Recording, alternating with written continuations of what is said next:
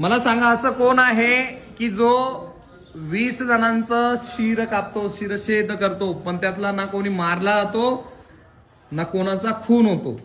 असा कोण आहे जो 20 जणांचा शिरच्छेद करतो, डोके कापतो, पण त्याच्यामध्ये कोणीही मारले जात नाही आणि कोणीही त्याच्यामध्ये कोणाचाही खून म्हणजेच रक्त वाहिलं जात नाही? असं कोण आहे? खूप सोपं आहे आणि तुम्ही वापरतात, महिन्यातून 2-3 वेळेस मे बी वापरत असेल. आणि ज्यांना वाटतं की नको छी जाऊ दे काही अडचण नाही, आपल्याला तसंच घाणेरडं राहायचंय, तर इट्स ओके, तुम्ही राहू शकता. असं काय